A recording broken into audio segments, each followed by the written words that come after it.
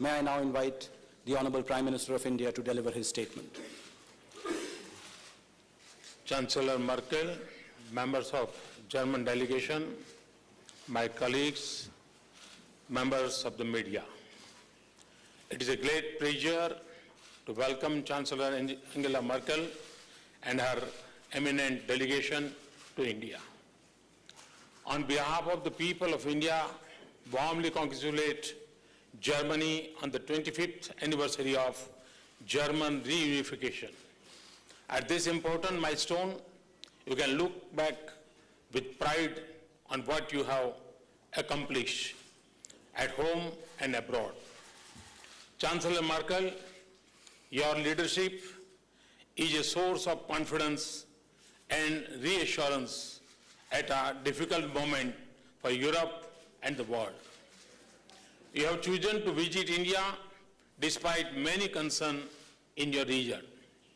The strength of your delegation reflects the importance we attach to relations with India and the seriousness with which we approach the intergovernmental consultation.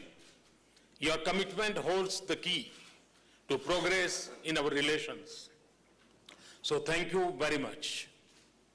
The mechanism of intergovernmental consultation is certainly unique, and it has brought about all-round growth in our relations.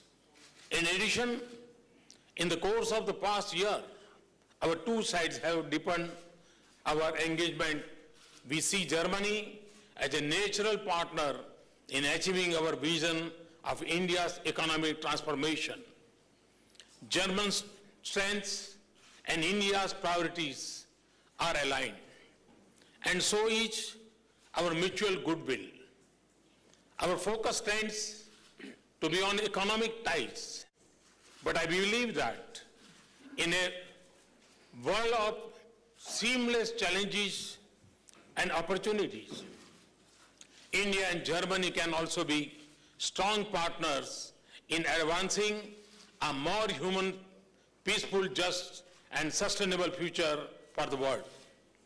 We have a rich history of engagement. We share values, comfort in our relations, and a sense of responsibility to the world.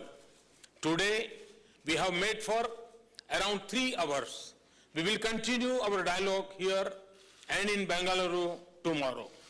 I was very pleased with our discussions and the broad range of outcomes. German response to our development agenda is very encouraging. We can look forward with confidence to increase investment, trade, and technology partnerships in manufacturing infrastructure and skill development. German engineering and Indian IT skills can create the next generation industry that will be more efficient, economical, and environment friendly. 1,600 German companies in India and growing in number will be strong partners in creating a global workforce in India. German cooperation and assistance in areas like smart cities, clean Ganga, and waste management have taken a concrete shape. So as our cooperation in education, from engineering to humanities, I admire German leadership in clean energy and commitment to combating climate change. This is an area where we have convergence of views and rapidly growing cooperation. We have agreed on India-Germany Climate and Renewable Alliance with a long-term vision and a comprehensive agenda of combating climate change. I place great value on Germany's assistance of over 1 billion euros for India's green energy corridor and a new assistance package of over 1 billion euros for solar projects in India. We also intend to deepen research cooperation in clean and renewable energy and energy efficiency. To contain temperature rise, we must also change our temperament.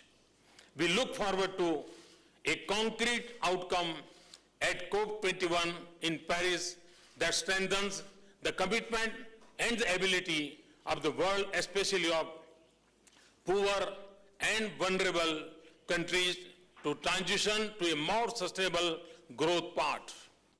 Our partnership will also grow in areas like defense manufacturing, trade in advanced technology, intelligence, and countering terrorism and radicalism. These are important security dimensions of our expanding relationship. I welcome Germany's strong support for India's membership